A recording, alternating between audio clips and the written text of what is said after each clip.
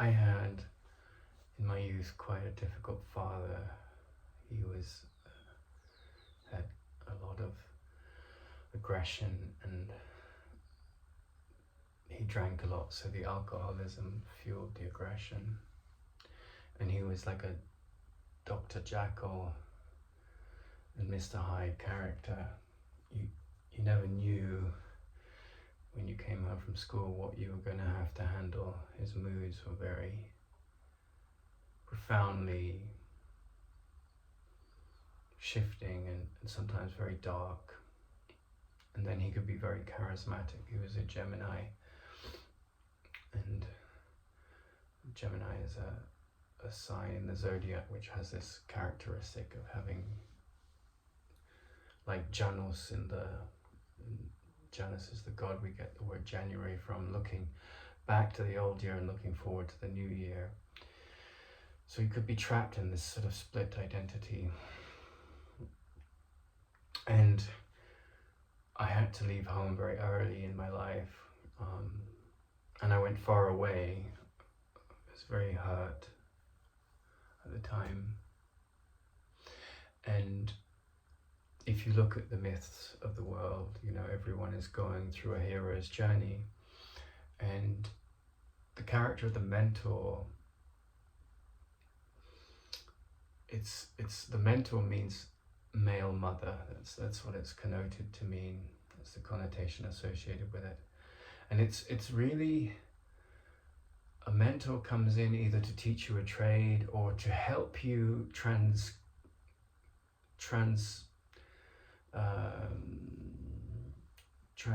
to get through the process of being an adolescent or a young person. And often we find that fathers are not good at that job because they're too emotionally involved with their child, and you need a little bit of emotional distance. And when one is a straight man and you don't have a sort of path in the world in terms of generating economy, having a girlfriend can be hard because, you know, women come with a womb, and the womb comes with the nest, and the nest comes with offspring, and that's all about, you know, standing up in the world and having a skill set to derive money and economic value from. And so, although I'm a straight man, I did have a very challenging father figure, very charismatic, but could be very dark.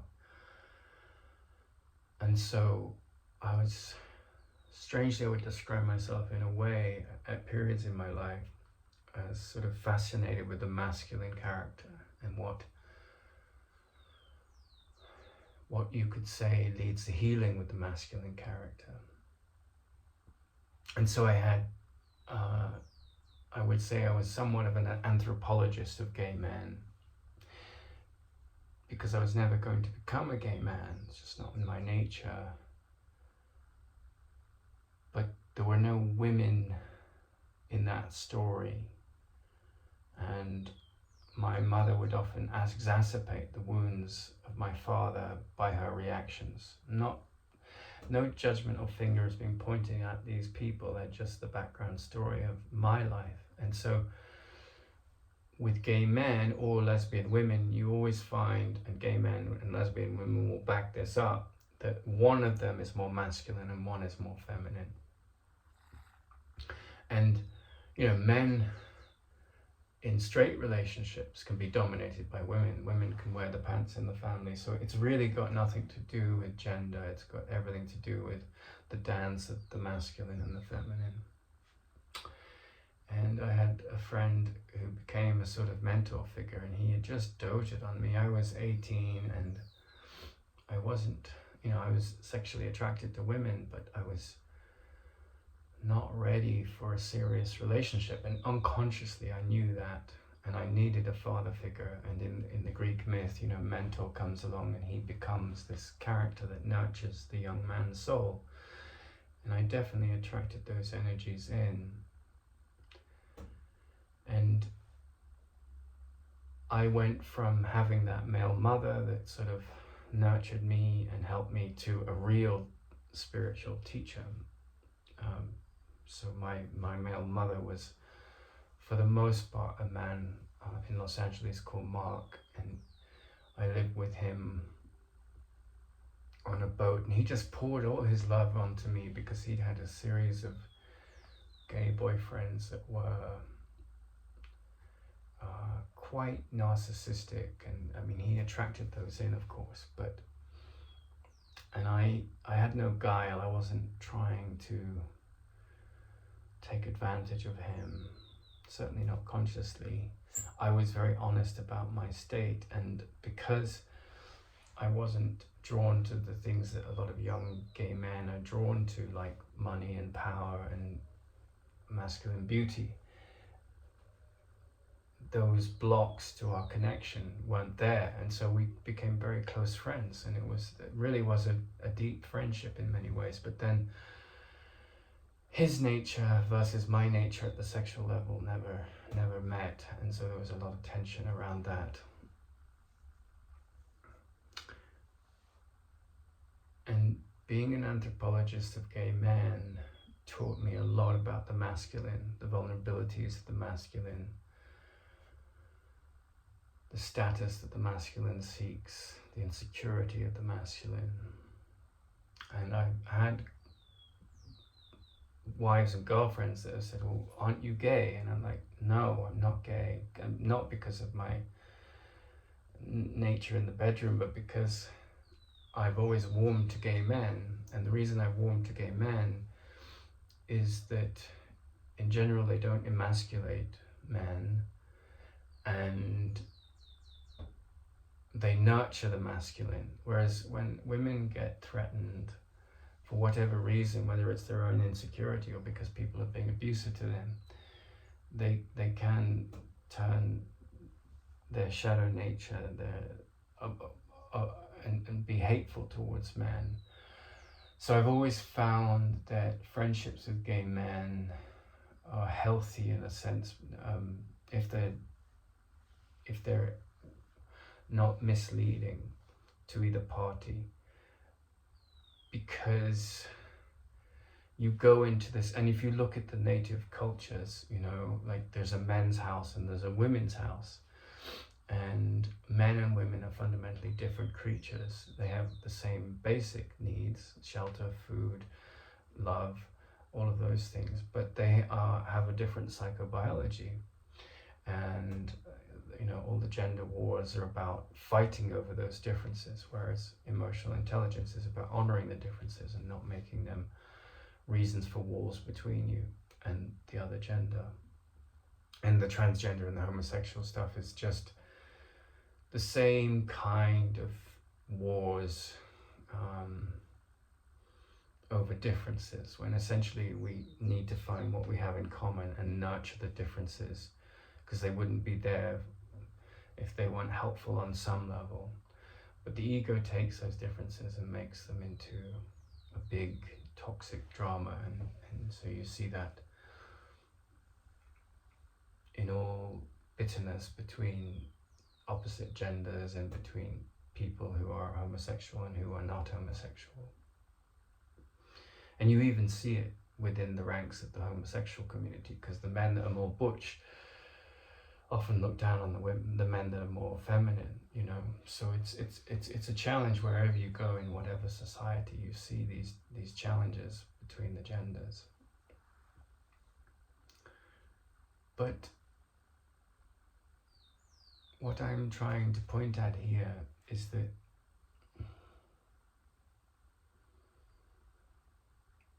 mentors are very important.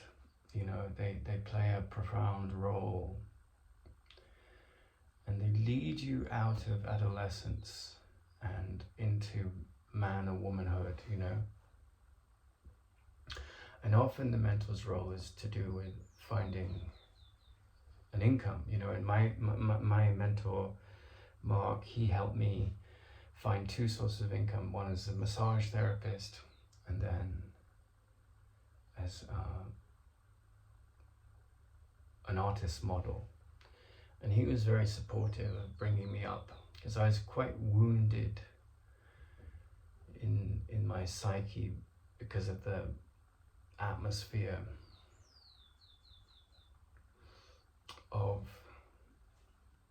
the conflict between my parents. And I noticed in my marriages, I've been married twice, that the women I've attracted in had that sort of feisty, independent feminism that, in a sense, helped create my father's alcoholic monster. I'm not blaming my mother, I'm not blaming my father, but you do recreate the pain and pleasure points of your childhood. And one of the things that atheists have an issue with when it comes to, shall we say, Christian linguistics, Christian language, is this word salvation. And yet I think that where there's maturity, the conditioning of your culture and your family, whether you're a Hindu or an atheist or a Christian, whether you're born in a very nurturing family or a conflicted family that's a mixture of nurturing and toxicity, and we all have a little bit of both. It's just the nature usually of the parenting story. No one's perfect. We're here to learn the perfection of perception, you know. But in the context of these stories, the conditioning is very strong. And so salvation, I think it has to be unpacked. And I definitely find that Carl Jung's process of self-actualization has a limited helpful value, because self-actualization is the same as what the Christian mystics mean by salvation, and it comes from yourself. It doesn't come from outside you, but it means that you step back away from the crowds. Let's say you're in an amphitheater in your mind, and this is why theater is so powerful, because it's a story of the archetypes. I went once as a child to Epidavros, which is the largest amphitheater in the ancient world. It's an incredible place. You know, the Greeks really understood the power of stories of heroes and gods to reflect back the internal journey you're on and help guide and introduce you to the terrain. But let's say you go to this great Greek amphitheater and there's no one there, and you're standing on the stage with your back to the empty audience. In a sense, this is what self-actualization is like. Before all the characters come in, before all the audience enter, which is the story of the world, right? Introspection, reflection, it's you standing on that stage and recognizing that you, the person looking with his back to the audience that's not there, and his front facing towards the characters that line the stage, that's your psyche, that's your decision maker. And then all the dramas of the world come in, and when you see yourself as a victim of a story, or you do something to your child and it's mean, and you see yourself as a victimizer, the Mexicans had this phrase cachina, which means, the Mesoamericans, and it means when an actor gets up on stage, he puts on a spiritual mask which is there to help the people in the audience break free of the shackles of the victim and the victimizer. That's his role as a performer. And in German culture, you had these horrific clowns that represent all the monsters in the world turned into absurdities that you can laugh at. And that gift of the the German clown, and that gift of the Kachina doll or the Kachina performer gives you the ability to start to see the story on the stage with spiritual distance. And humor comes in, the sense of humor, like, here's this absurdist character like Hitler or any petty dictator getting up on stage, this horrific Dr. Jekyll character that's full of anger, full of rage. And from a certain point of view, you just think, this guy's absurd. Does he see how silly he is? And of course, that silliness kills millions of Jews and homosexuals, and it's not so silly at that level. But if you can see the pain mechanism that creates those kind of dictators, you can start to develop compassion for that craziness. And you can start to say, well, am I this neutral character that transcends these opposites of the victim and the victimizer? Am I the bringer of compassion into the field of time and space? Or am I this not self-actualized character that is constantly thrown around on the tidal waves of pleasure and pain? And self-actualization, as Jung said it, is very similar to salvation in the Christian sense. Now the atheist will come along and say, the sun's shining, I've got a good job, my family loves me, what do I need to be saved from? And so salvation really comes down to seeing a fact for a fact, right? And we think of like an ounce of flour, or 0 to 60 in 3.2 seconds for this Ferrari, or the rate at which hummingbird wings beat per second. These things we associate with facts. But at a more fundamental level, facts relate to the distortion of the perceiver. And then behind the perceiver, I mean, in the relative world, all of those things are facts that I just mentioned, but behind the perceiver and all its prejudices and all its biases and the influence of all the history on the mind, those are all shift-changing facts, right? I like coffee, I don't like rock and roll music. These are all things that can change or stay the same. But at the level of what's immutable, you find a fact, right? And science is the study of the laws of the universe and the facts of the universe. But you might say that self-actualization or salvation in the mystical sense is the transcendence of these relative facts and the recognition of the deeper state within us. And so I had two mentors at that stage of life. One was about handling the world, becoming a man, having a profession, having decorum. But it was interesting because I went from being in the zone of an alcoholic to the zone of a weedaholic, right? I met him several years ago, 2 or 3 times over the course of several years when I was back in California, still smoking marijuana every day, right? And I went from a household where there was alcoholic drinking all the time, right? And my father quit when I was 28 drinking, and then this man is still smoking marijuana. And I'm not putting marijuana versus alcohol. I think in general alcohol does more damage than marijuana in the world. But it's not about this relative, like marijuana is better, alcohol is worse, or whatever. I'm not arguing at that level. A poor workman blames his tools. So, it's just a plant. Like alcohol comes from plants, marijuana comes from plants. I'm not advocating the use of either.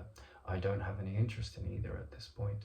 But that's been part of my self-actualization journey, because in my life, these things were props to handle the world. My father unconsciously taught me that drinking was the way to handle life. And then you go to these alcoholic anonymous groups, and they shift the addiction from alcohol to this, like, I'm an alcoholic identity, and then they need to be in counseling for the rest of their lives.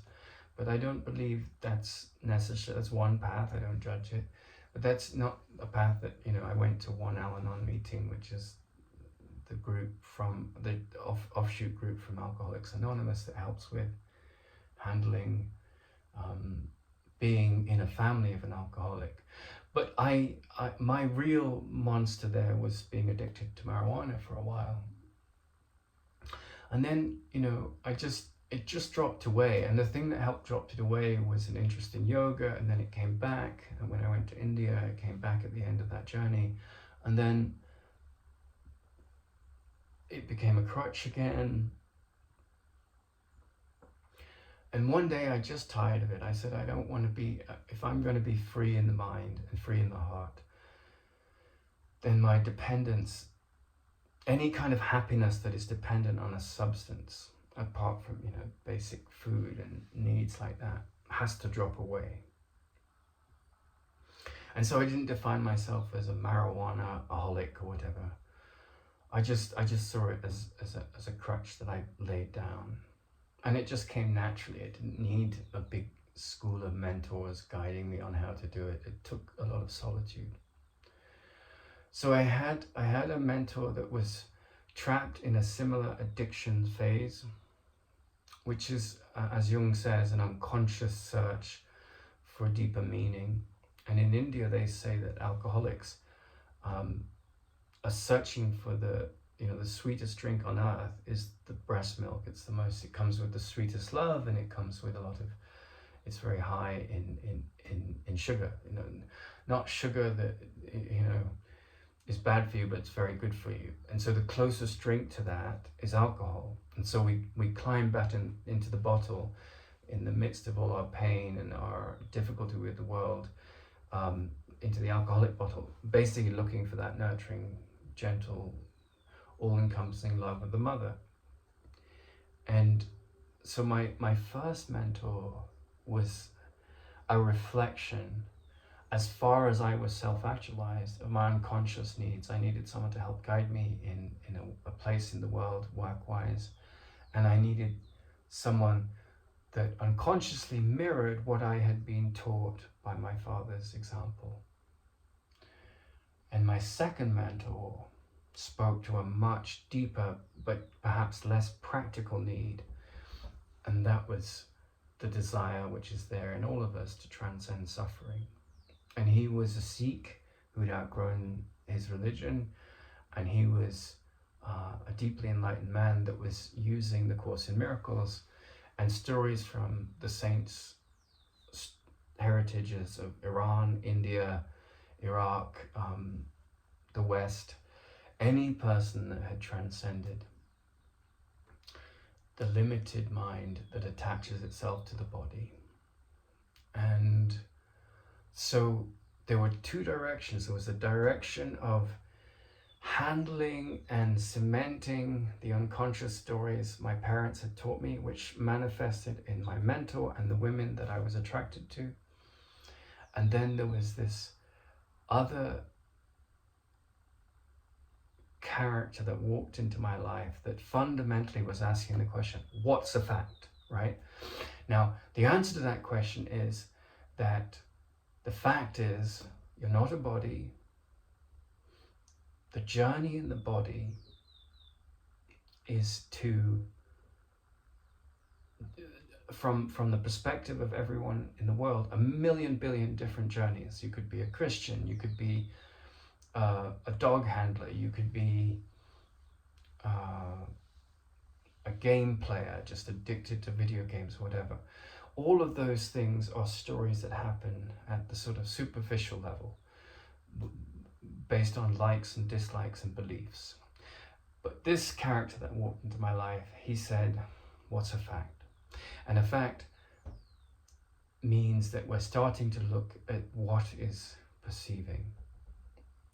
And a fact also has to handle the question, is there an end to suffering?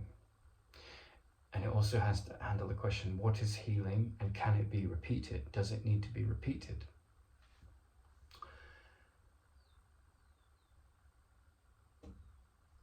And so healing is of the mind, right? Because the mind, when it's deceived by lies, not facts, becomes trapped in the matrix of the body and separation. And the healing of the mind, whatever mystical school you're from, whatever advanced psychotherapy school you're from, it means that you start to see that the goal of life is to transcend the mistaken identity, the perceiver that is trapped in the belief it's a body. And what is healing? That's healing, right? Because when you start to see that how I see the world is a reflection of how and who I believe and what I believe myself to be, then healing begins there. And does it need to be repeated? No, it doesn't, right? What you find as you go along the journey,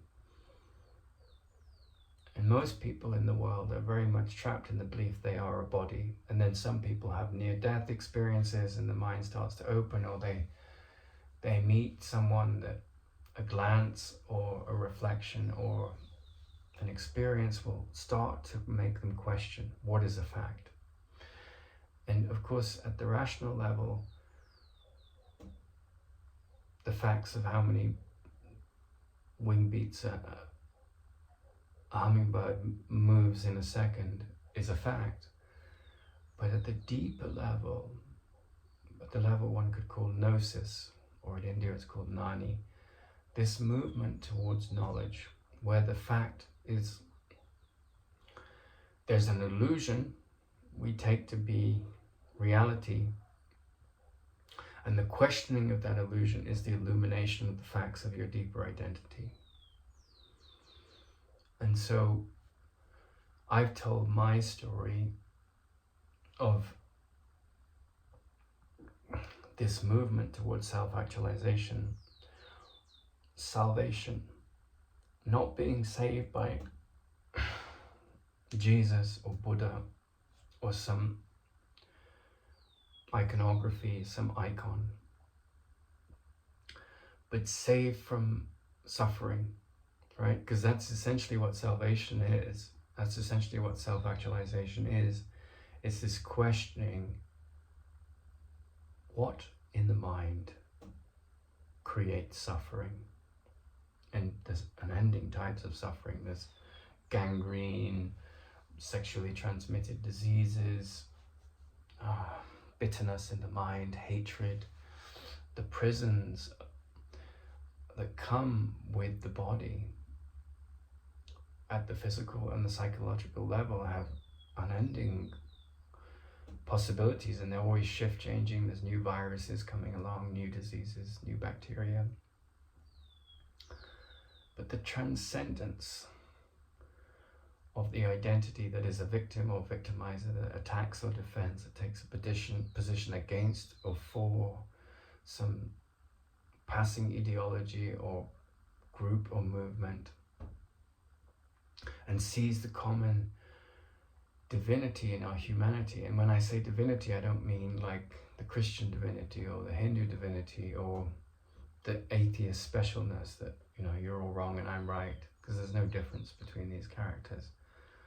But I mean this sense of transcendence, that there is a thought system that is not involved in defending or attacking, in victimizing or being a victim. And this is the great genius of defenselessness, because it doesn't argue a position.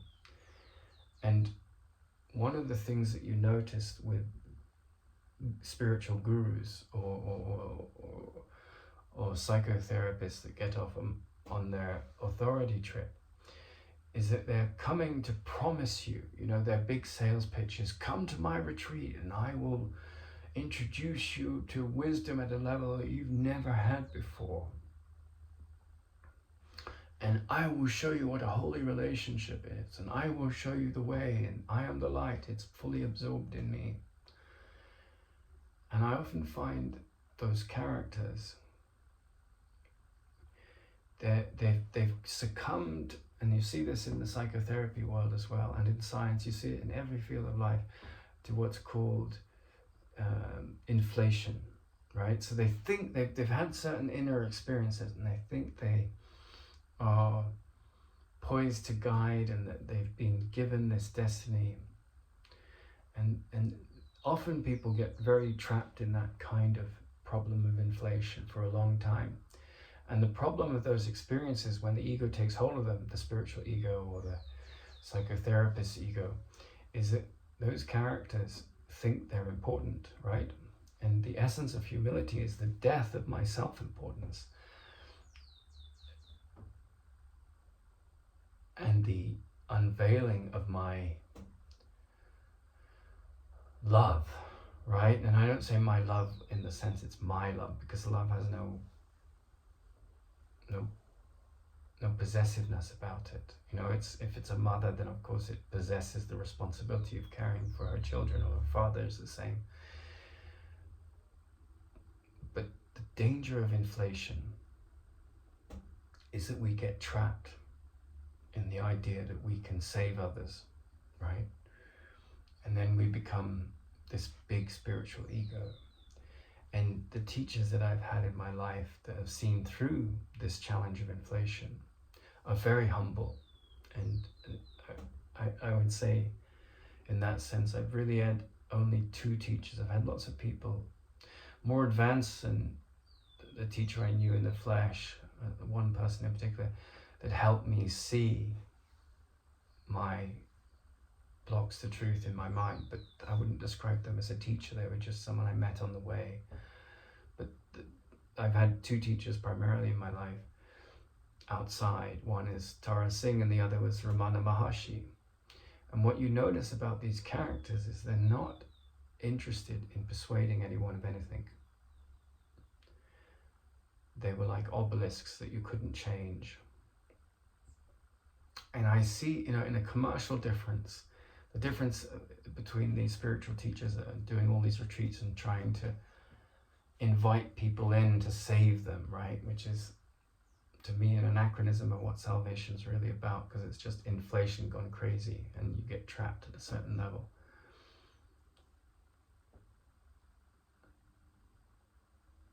The difference is, at a commercial metaphor level, is that, people are selling you stuff. Oh, you have to buy this, you have to buy this. It's an incredible new innovation and it's going at a discount, buy it, buy it, buy it. And I've been in conferences in America where you see those kind of salespeople, and they are very good at their job, and they're also really screwed up, and they don't know it. They're trapped in this rat race, which is quite toxic, and they take advantage of a lot of people, and they don't see their insensitivity. That archetype versus the character that you just want to throw your money at, because they don't have to even promote it. It's just like you see it. They may have an advertisement just telling what they've produced, but people run after it. It's like, a Louis Vuitton bag or an iPhone has that kind of a law.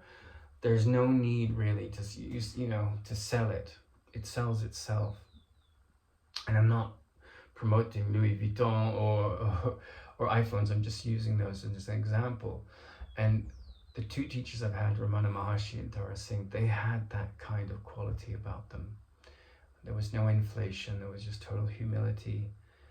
And there was a wonderful sense of humor and capacity to laugh at themselves. And never any sense of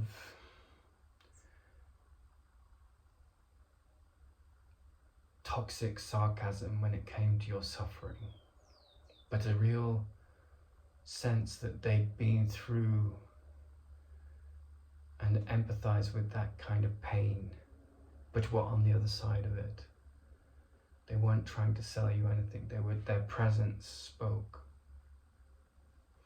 And so that was the second mentor that came into my life. And so we find in the process of self-actualization or salvation that the characters that come along the way, we outgrow them, right? So I had a meeting with my friend Mark, and you know, I love him dearly. He was a very close friend of mine and family to me when I desperately needed it. And he had, you know, a lot of spiritual interest in Ram Dass and so forth, and he introduced me to the hippie culture and like California 30, 40, 50 years ago. You know, he was someone that just gave me eyes into this culture of America that I warmed to. And then when that relationship was gone, my journey in America was very different. But I remember our meeting and we were just worlds apart. You know, I'd studied the Course in Miracles and yoga for a decade. And he'd lived in this bubble in Los Angeles and, you know, smoked his weed and done his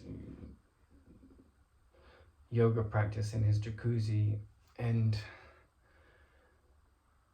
But I'd outgrown, you know, he was very much trapped in himself being a victim of the Vietnam War and toxic views as he saw them of psychedelia. And I just was at the end of that. Like I was at the very end of this victimization identity and this bitterness and like his issues with people that didn't like homosexuals. And you know, often people, the burden they carry is extremely big and you have to empathize with it. But self-actualization is about ending the illusion that the burden is real. And that's from the point of view of someone that's very much trapped in their identity in the world, that's a very difficult thing to communicate. And so, you know, you find people that are desperate and pained, you know, they're looking for help, and often the people that offer the help the most vociferously come with a lot of issues and baggage. You know, often you find some of the most screwed up people are psychotherapists because they're trapped in their victim story and they think that they can help. And it's really the person that doesn't want the authority, as Plato said, that's the person you want to be the leader. So you start to see the whole circus of the spiritual world. And you start to see that, you know, what a lot of Christians call salvation is really their own insecure ego trying to persuade others to follow Jesus. Or, you know, there's a Hindu version of that and there's a Buddhist version of that. The Buddhists are less aggressive about it, but you go into that culture and you see it, you know, like. And so anyone who is really insightful probably transcends the conditioning of any of these kind of belief systems. And that's why the Course in Miracles is quite powerful, because you can't make it into a religion. You can't put a pope at the head of it, and if you try, it will fail, because it speaks to the individual, and there's no intermediaries. So, you know, I think Carl Jung is a very useful character. Like self-actualization doesn't have it, obviously in the Jungian circles it can have a lot of stigma, because people, their spiritual and psychotherapy egos come in and try and commandeer this and say, I will save you, I'm a great therapist, and so forth. But compared to salvation in the Christian sense of the word, self-actualization is a more recent and more neutral term. But I wanted to tell the story of how inflation can be a trap on the journey to self-actualization, and how the real teachers don't want anything from you. They don't want to change you. They see you as perfect. They're not trying to heal you or fix you. But you're coming to them because you know there's no wanting, there's no price to pay. They're not soliciting you to join their church, or become part of their movement. And it's in the company of such, so in my self-actualization process, I had someone who mirrored a sort of, like, he had the mood swings of my father, but nothing, well, at times he would just be like really this wounded, howling character. But he wasn't aggressive in the same way as my father was. And so my self-actualization recreated the next step. You know, I could handle the world with an addiction, which is what my father had unconsciously taught me. And then it also gave me, he gave me, you know, a pathway to finding work in the world. And then I met a deeper teacher, and he didn't want anything from me, but he said, go make money. And that was a quest. That's led me to create Sutra Novum. And the more I worked on Sutra Novum, the less I was interested in becoming a spiritual teacher or a psychotherapist. And I had all these experiences of like quite toxic versions of those stories. And the more I was interested in just speaking about my experiences, talking about what the elephant in the room is at the City of the Blind. You know, some blind men feel the trunk and they think it's a snake waving in the wind, and others feel the legs and they think it's like a tree trunk, and others feel the tail and or the ears, and they feel it's like sails waving in the wind, like leathery sails. And so, you know, my focus with Sutra Novum is to talk around this mystery that we're all handling, and to use different stories to reference themes that we all have to handle, or different experiences that different people have to handle. But at the center of the business model is this idea of creating merchandise like I am spirit on a t-shirt and so forth. And that's fairly benign, but that allows me not to get trapped in inflation, hopefully, and to continue my journey beyond the illusions in my mind, while supporting others at a certain level. But I'm not trying to, I don't believe that I am saving them. The only thing that I can do is save myself from the illusions of how I see them and myself. And that's all you have to do. But you know, that was my process of self-actualization, because I realized there was something very profound in life that requires often a lot of solitude and stillness. And the world as a whole isn't very interested in that. It's interested in running like a headless chicken from one pained experience to one pleasured experience to one pained experience to one pleasured experience. And until you see that Jekyll and Hyde character for what it is, Dr. Jekyll is trying to heal and Mr. Hyde is trying to inflict pain on yourself or others, then you're trapped in the cycle. And so, you know, everyone's parents mirrors to different degrees that challenge, you know, and a parent that never loses it is a parent that has really come a long way and is very calm. And such a parent is really doing a service to humanity, because once you break the chain of these insanities of the sleeping mind, then joy, peace, faithfulness, trust, patience, open-mindedness, gentleness, defenselessness, honesty. These are the reflections that we see in the mirror of time and space. And we read the news and we know they're just passing formula, you know, death, decay, attack, defend. That's the news mostly. And we don't judge it, because we understand that our role is to transcend the illusion.